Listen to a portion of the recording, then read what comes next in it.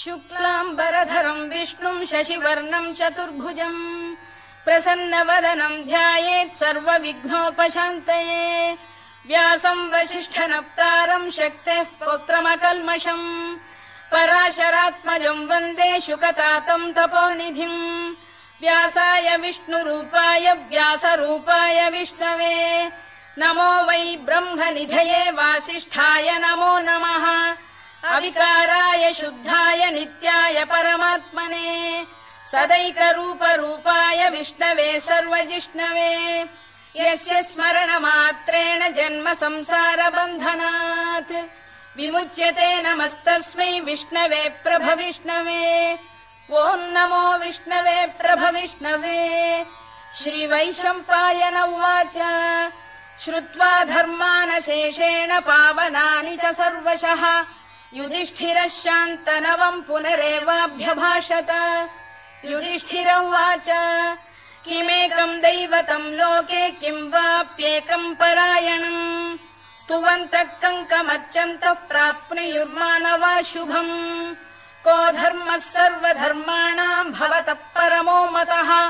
किम् जपन्मुच्यते जन्तुर्जन्म संसारबन्धनात् श्रीभीष्म उवाच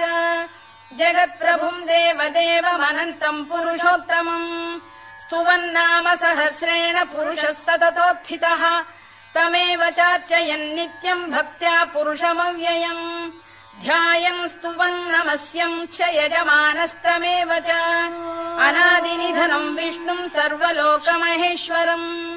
लोकाध्यक्षम् स्तुवन्नित्यम् सर्वदुःखातिगो भवेत् ब्रह्मण्यम् सर्वधर्मज्ञम् लोकानाम् कीर्तिवर्धनम् लोकनाथम् महद्भूतम् सर्वभूतभवोद्भवम् एष मे सर्वधर्माणाम् धर्मोऽधिकतमो मतः यद्भक्त्या पुण्डरीकाक्षम् स्तवैरच्चेन्नरः सदा परमम् यो महत्तेजः परमम् यो महत्तपः परमम् यो महद्ब्रह्म परमम् यः परायणम् पवित्राणाम् पवित्रम् यो मङ्गलानाम् च मङ्गलम् दैवतम् देवतानाम् च भूतानाम् यो व्ययपिता यतः सर्वाणि भूतानि भवन्त्यादियुगागमे यस्मिंश्च प्रलयम् यान्ति पुनरेव युगक्षये तस्य लोकप्रधानस्य जगन्नाथस्य भूपते विष्णोर्नाम सहस्रम् मे शृणु पापभयापहम् यानि नामानि गौणानि विख्यातानि महात्मनः ऋषिभिः परिगीतानि तानि वक्ष्यामि भूतये ऋषिर्नाम्नाम् सहस्रस्य वेदव्यासो महामुनिः छन्दोऽनुष्टुप् तथा देवो भगवान् देवकीसुतः अमृतांशुद्भवो बीजम् शक्तिर्देवकी नन्दनः त्रिसामाहृदयम् तस्य शान्त्यर्थे विनियुज्यते विष्णुम् जिष्णुम् महाविष्णुम् प्रभविष्णुम् महेश्वरम् अनेकरूपदैत्यान्तम् नमामि पुरुषोत्तमम् अस्य श्रीविष्णोर्दिव्यसहस्रनामस्तोत्रमहामन्त्रस्य श्रीवेदव्यासो भगवान् ऋषिः अनुष्टुप्छन्दः श्रीमहाविष्णुः परमात्मा श्रीमन्नारायणो देवता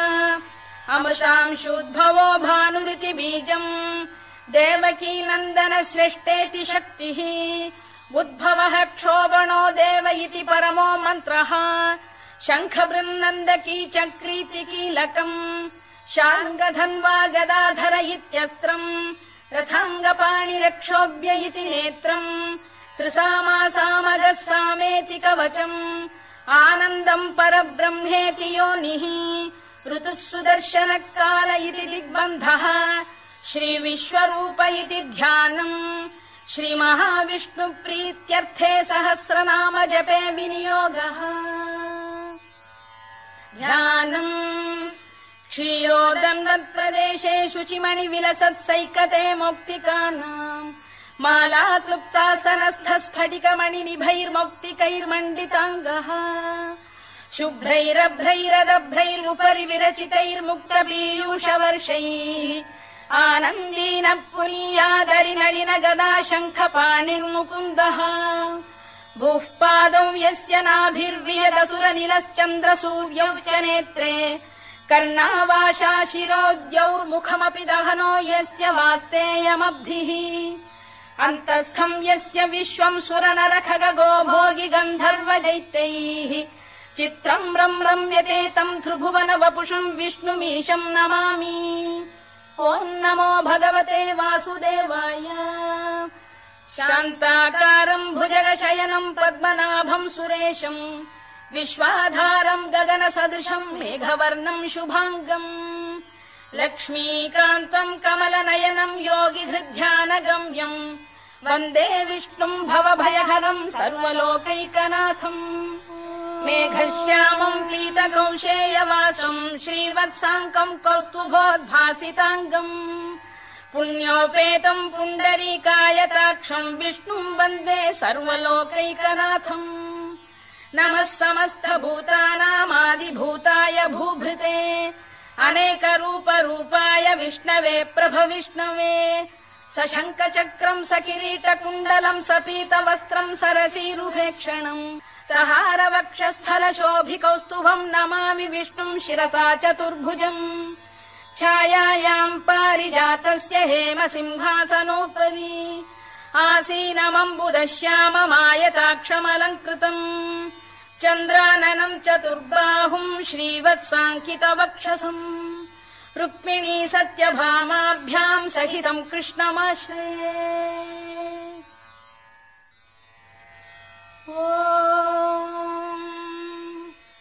विश्वम् विष्णुर्वषत्कारो भूतभव्य भवत्प्रभुः भूतकृद्भूतभृद्भावो भूतात्मा भूतभावनः भूतात्मा परमात्मा च मुक्तानाम् परमागतिः अव्ययः पुरुषः साक्षी क्षेत्रज्ञोऽक्षर एव च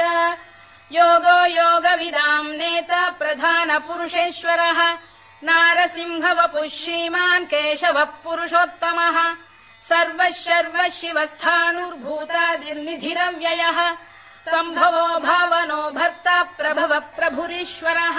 स्वयम्भूः शम्भुरादित्यः पुष्कराक्षो महास्वनः अनादिनिधनो धाता विधाता धातुरुत्तमः अप्रमेयो ऋषिकेशः पद्मनाभोऽमरप्रभुः विश्वकर्मा मनुस्त्वष्टा स्थविष्ठस्थविरो ध्रुवः अग्राह्यः शाश्वतः कृष्णो लोहिताक्षप्रदर्दनः प्रभूतस्त्रिककुब्धाम पवित्रम् मङ्गलम् परम् ईशान प्राणद प्राणो ज्येष्ठः श्रेष्ठः प्रजापतिः हिरण्यगर्भो भूगर्भो माधवो मधुसूदनः ईश्वरो विक्रमी धन्वी मेधावी विक्रमक्रमः अनुत्तमो दुराधर्ष्य कृतज्ञ कृतिरात्मवान् सुरेशः शरणम् शर्म विश्वरेता प्रजाभवः अधः संवत्सरो व्याल प्रत्ययः सर्वदर्शनः अजः सर्वेश्वरः सिद्धः सिद्धिः सर्वादिरच्युतः वृषाकपिरमेयात्मा सर्वयोगविनिसृतः वसुर्वसुमनः सत्यः समात्मा संमितः समः अमोघः पुण्डरीकाक्षो वृषकर्मा वृषाकृतिः रुद्रो बहुशिरा बभ्रुर्विश्वयोनिः शुचिश्रवाः अमृतः शाश्वतस्थाणुर्वरारोहो महातपाः सर्वगः सर्वविद्भानुर्विश्वक्सेनो जनार्दनः वेदो वेदविदव्यङ्गो वेदाङ्गो वेदवित्कविः लोकाध्यक्षः सुराध्यक्षो धर्माध्यक्षः कृताकृतः चतुरात्मा चतुर्व्यूहश्चतुर्दंष्टश्चतुर्भुजः भ्राजिष्णुर्भोजनम् भोक्ता सहिष्णुर्जगदादिजः अनघो विजयो जेता विश्वयोनिः पुनर्वसुः उपेन्द्रो वामनः प्रांशुरमोघः शुचिरूर्जितः अतीन्द्रः सङ्ग्रहः सर्गो धृतात्मा नियमो यमः वेद्यो वैद्यः सदा योगी वीरः माधवो मधुः अतीन्द्रियो महामायो महोत्साहो महाबलः महाबुद्धिर्महावीर्यो महाशक्तिर्महाद्युतिः अनिर्देश्य वपुः श्रीमान् अमे आत्मा महादृधृत् महेश्वासो महीभर्ता श्रीनिवासः शताङ्गतिः अनिरुद्धः सुरानन्दो गोविन्दो गोविदाम्पतिः मरीचिर्दमनो हंसः सुपर्णो भुजगोत्तमः हिरण्यनाभः सुतपाः पद्मनाभः प्रजापतिः अमृत्युः सर्वदृक्सिंहः सन्धाता सन्धिमान् स्थिरः अजो दुर्मर्षणः शास्ता विश्रुतात्मा सुरारिः गुरुर्गुरुतमो धाम सत्यः सत्यपराक्रमः निमिषो निमिषस्रग्वी वाचस्पतिरुदारधीः अग्रणीर्ग्रामणी श्रीमान् न्यायो नेता समीरणः सहस्रमूर्धा विश्वात्मा सहस्राक्षः सहस्रपात् आवर्तनो निवृत्तात्मा संवृतः सम्प्रमर्दनः अधः संवर्तको वह्निरनिलो धरणीधरः सुप्रसाद प्रसन्नात्मा विश्वधृक् विश्वभुग्विभुः सत्कर्ता सत्कृतः साधुर्जह्नुर्नारायणो नरः असङ्ख्येयो प्रमेयात्मा विशिष्टः शिष्टकृच्छुचिः सिद्धार्थ सिद्ध सङ्कल्पः सिद्धिदः सिद्धिसाधनः वृषाही वृषभो विष्णुर्वृषपर्वा वृषोदरः वर्धनो वर्धमानश्च विविक्तः श्रुतिसागरः सुभुजो दुर्धरो वाग्मी महेन्द्रो वसुदो वसुः नैकरूपो बृहद्रूपः शिपिविष्टप्रकाशनः ओजस्तेजोऽब्जुदिधरः प्रकाशात्मा प्रतापनः वृद्धः स्पष्टाक्षरो मन्त्रश्चन्द्रांशुर्भास्करद्युतिः अमृतांशुद्भवो भानुः शशबिन्दुः सुरेश्वरः औषधम् जगतः सेतुः सत्यधर्मपराक्रमः भूतभव्यभवन्नाथः पवनः पावनो नलः कामः कामकृत्कान्तः कामः कामप्रदः प्रभुः युगादिकृद्युगावर्तो नैकमायो महाशनः अदृश्यो व्यक्तरूपश्च सहस्रजिदनन्तजित् इष्टो विशिष्टः शिष्टेष्टः शिखण्डी नघुषो वृषः क्रोधः क्रोधकृत्कर्ता विश्वबाहुर्महीधरः अच्युत प्रथित प्राणदो वासवानुजः अपाम् निधिरधिष्ठानमप्रमत्त प्रतिष्ठितः स्कन्दधरो धुर्यो वरदो वायुवाहनः वासुदेवो बृहद्भानुरादिदेवः पुरन्दरः अशोकस्तारणस्तारः शूरः शौरिर्जनेश्वरः अनुकूलः शतावर्तः पद्मी पद्मनिभेक्षणः पद्मनाभोरविन्दाक्षः पद्मगर्भः शरीरभृत् महर्धिर्वृद्धो वृद्धात्मा महाक्षो गरुडध्वजः अतुलः शरभो भीमः समयज्ञो हविर्हरिः सर्वलक्षणलक्षण्यो लक्ष्मीवान् समितिञ्जयः विक्षरो रोहितो मार्गो हेतुर्दामोदरः सहः महीधरो महाभागो वेगवानमिताशनः उद्भवः क्षोभणो देवः श्रीगर्भः परमेश्वरः करणम् कारणम् कर्ता विकर्ता गहनो गुहः व्यवसायो व्यवस्थानः संस्थानस्थानदो ध्रुवः परधिः परमस्पष्टस्तुष्टः पुष्टः शुभेक्षणः रामो विरामो विरतो मार्गो नेयोनयोनयः वीरः शक्तिमताम् श्रेष्ठो धर्मो धर्मविदुत्तमः वैकुण्ठः पुरुष प्राण प्राणद प्रणव पृतुः हिरण्यगर्भः शत्रुघ्नो व्याप्तो वायुरधोक्षजः ऋतुः सुदर्शनकालः परमेष्ठी परिग्रहः उग्रः संवत्सरो दक्षो विश्रामो विश्वदक्षिणः विस्तारस्थावरस्थाणुः प्रमाणम् बीजमव्ययम् अर्थोऽनर्थो महाकोशो महाभोगो महाधनः अनिर्विण्णस्थविष्ठो भूर्धर्मयूपो महामखः नक्षत्रनेमिर्नक्षत्री क्षमः क्षामः समीहनः यज्ञयुज्यो महेज्यश्च क्रतुः सत्रम् सताम् गतिः सर्वदर्शी विमुक्तात्मा सर्वज्ञो ज्ञानमुत्तमम् सुव्रतः सुमुखः सूक्ष्मः सुघोषः सुखदः सुहृद् मनोहरो जितक्रोधो वीरबाहुर्विदारणः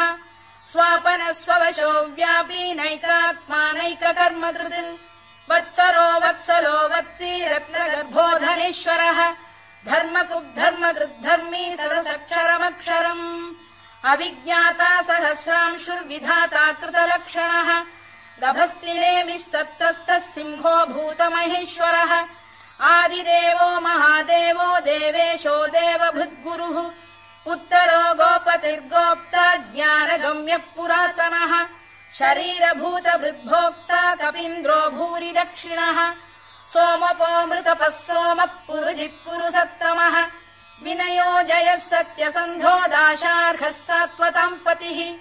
जीवो विनयिता साक्षी मुकुन्दो मितविक्रमः अम्भो निधिरनन्तात्मा महोदधिशयोऽन्तकः अजो महार्घः स्वाभाव्यो जितामित्रप्रमोदनः आनन्दो नन्दनो नन्दः सत्यधर्मात्रिविक्रमः महर्षि कपिलाचार्यः कृतज्ञो मेदिनीपतिः त्रिपदस्त्रिदशाध्यक्षो महाशृङ्गकृतान्तकृत्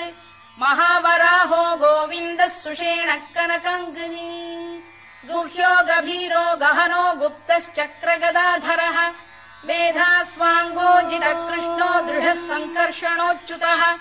वरुणो वारुणो वृक्षः पुष्कराक्षो महामनाः भगवान् बलहानन्दी वनमाली हलायुधः आदित्यो ज्योतिरादित्यः सहिष्णुर्गतिसत्तमः सुधन्वाखण्ड परशुर्दारुणो द्रविणप्रदः दिवस्पृक् सर्वदृक्व्यासो वाचस्पतिरयो निजः त्रिसामासामगः साम निर्वाणम् भेषजम् भिषत् सन्न्यासकृच्छमः शान्तो निष्ठा शान्तिपरायणम् शुभाङ्गः शान्तिदः स्रष्टा कुमुदः कुवलेशयः गोहितो गोपतिर्गोप्ता वृषभाक्षो वृषप्रियः अनिवर्ती निवृत्तात्मा संक्षेप्ताक्षेमकृत् शिवः श्रीवत्सवक्षः श्रीवासः श्रीपतिः श्रीमताम्बरः श्रीरः श्रीशः श्रीनिवासः श्रीनिधिः श्रीविभावनः श्रीधर श्रीकर श्रेयः श्रीमान् लोकत्रयाश्रयः स्वक्षः स्वङ्गः शतानन्दो नन्दिर्ज्योतिर्गणेश्वरः विजितात्मा विधेयात्मा सत्कीर्तिश्छिन्न संशयः उदीर्णः सर्वतश्चक्षुरनीशः शाश्वतः स्थिरः भूषयो भूषणो भूतिर्विशोकः शोकनाशनः अर्चिष्मानर्चितः कुम्भो विशुद्धात्मा विशोधनः अनिरुद्धो प्रतिरथ प्रद्युम्नोमित विक्रमः कालनेमिनिः वीरः शौरिः शूरजनेश्वरः त्रिलोकात्मा त्रिलोकेशः केशवः केशिहा हरिः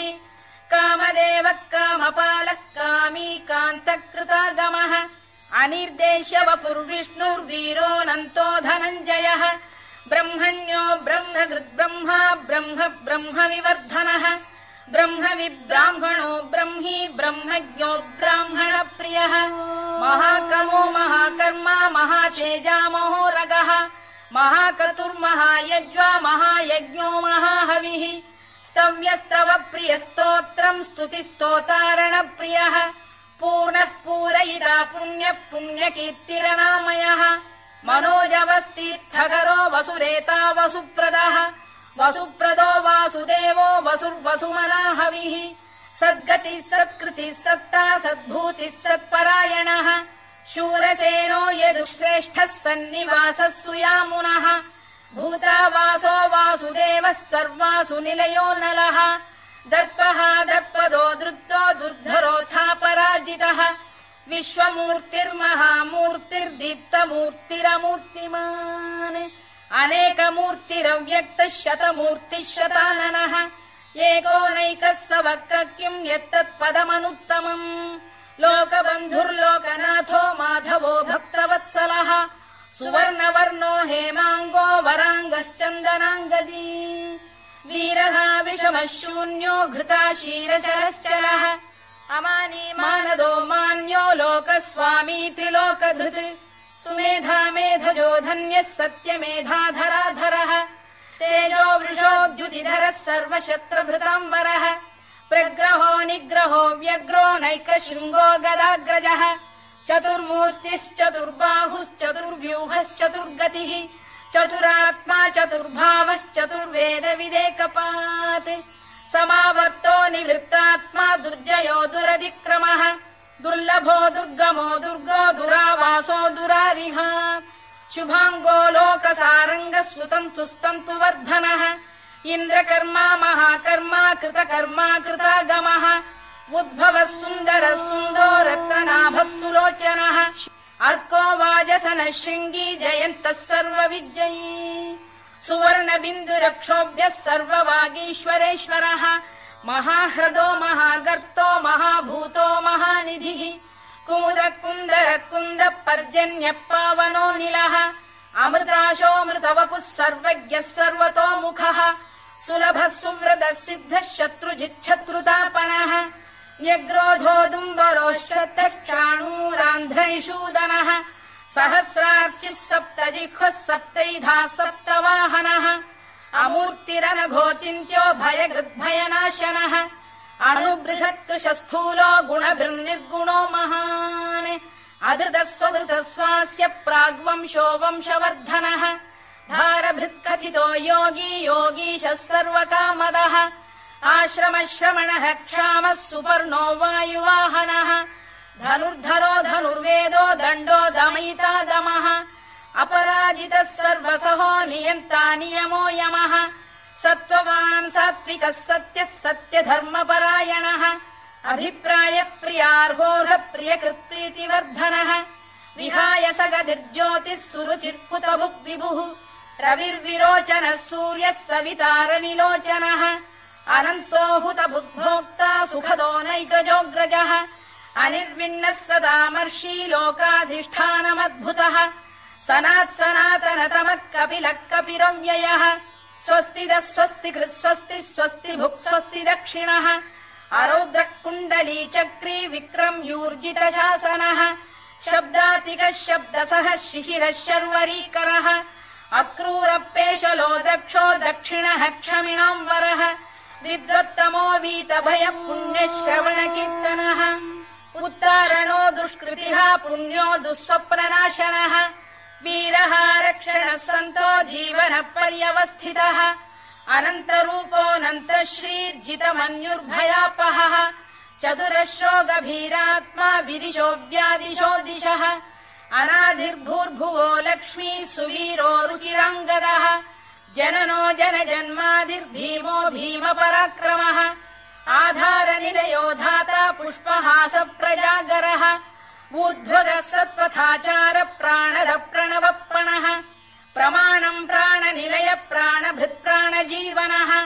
तत्त्वम् तत्त्वविदेकात्मा जन्म मृत्युजरातिगः भूर्भुवः स्वस्तरुस्तारः सविता प्रपितामहः यज्ञो यज्ञपतिर्यज्वा यज्ञाङ्गो यज्ञवाहनः यज्ञभृद्यज्ञकृद्यज्ञी यज्ञभुग्यज्ञसाधनः यज्ञान्तकृद्यज्ञगुह्यमन्नमन्नाद एव च आत्मयोनिः स्वयम् जातो वैखानः सामगायनः देवकीनन्दनः स्रष्टा क्षितीशः पापनाशनः शङ्खबृन्नन्दकी चक्री शार्ङ्गधन्वा गदाधरः तथाङ्गपाणिरक्षोभ्यः सर्वप्रहरणायुधः सर्वप्रहरणायुधवोन्नम इति वनमाली गरीशाङ्गी शङ्खी चक्री च नन्दकी श्रीमान्नारायणो विष्णुर्वासुदेवोऽभिरक्षतु वनमाली गरीशाङ्गी शङ्खी चक्री च नन्दकी श्रीमान्नारायणो विष्णुर्वासुदेवोऽभिरक्षतु वनमाली गरीशाङ्गी शङ्खी चक्री च नन्दकी श्रीमान्नारायणो विष्णुर्वासुदेवोऽभिरक्षतु इतीदम् कीर्तनीयस्य केशवस्य महात्मनः नाम्नाम् सहस्रम् दिव्यानामशेषेण प्रकीर्तितम् य इदम् शृणुयान् नित्यम् यश्चापि परिकीर्तयेत् नाशुभम् प्राप्नुयात् किञ्चित् सोमुत्रेह च मानवः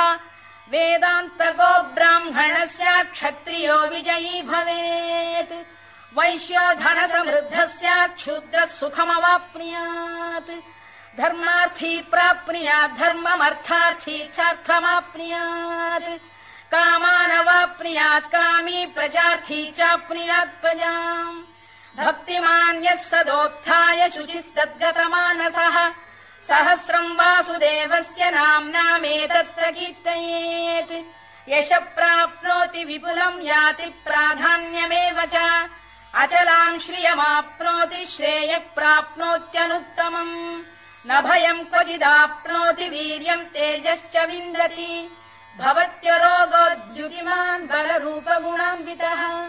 रोगार्तो मुच्यते रोगात् बद्धो मुच्येत बन्धनात् भयान्मुच्येत भीतस्तु मुच्येतापन्न आपदः दुर्गाण्यतितरत्याशु पुरुषः पुरुषोत्तमम् सुवन्नाम सहस्रेण नित्यम् भक्तिसमन्वितः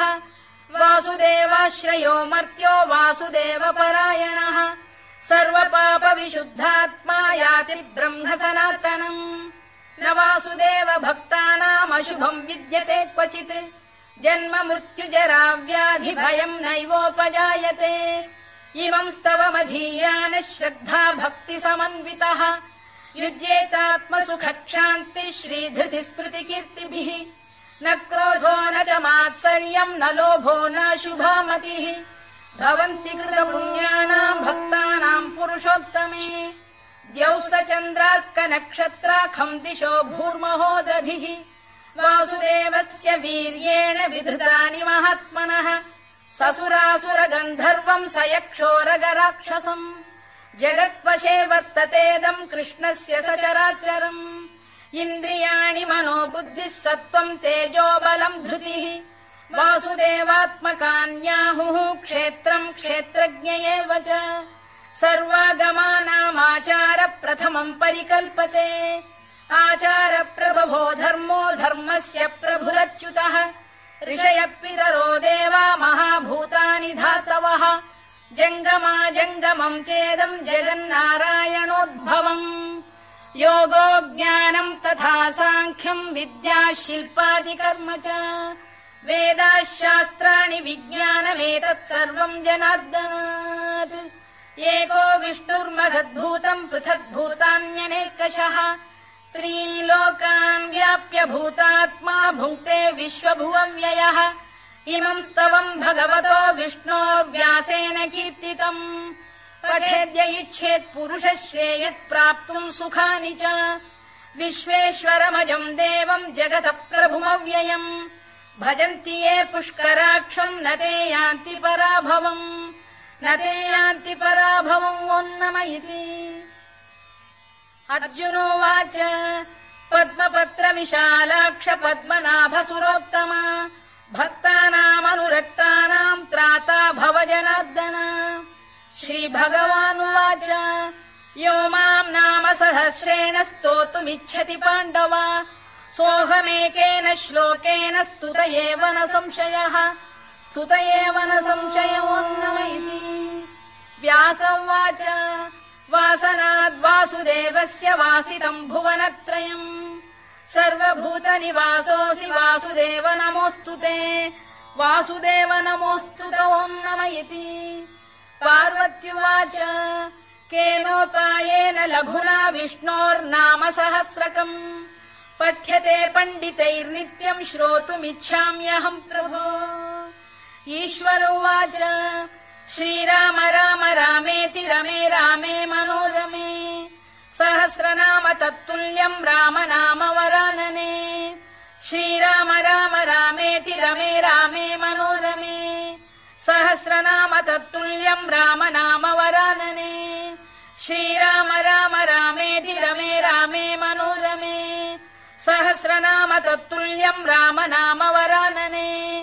राम नाम वराननवोन्नम इति ब्रह्मोवाच नमोऽस्त्वनन्ताय सहस्रमूर्तये सहस्रपादाक्षि शिरोरुबाहवे सहस्रनाम्ने पुरुषाय शाश्वते सहस्रकोटियुगधारिणे नमः सहस्रकोटियुगधारिणे नमोऽन्नम इति सञ्जय उवाच यत्र योगेश्वर कृष्णो यत्र पार्थो धनुर्धरः तत्र श्रीर्विजयो भूतिर्ध्रुवानीतिर्मतिर्मम श्रीभगवानुवाच अनन्याश्चिन्तयन्तो मां ये जनाः पर्युपासते तेषाम् नित्याभियुक्तानां योगक्षेमम् वहाम्यहम् परित्राणाय साधूनां विनाशाय च दुष्कृताम्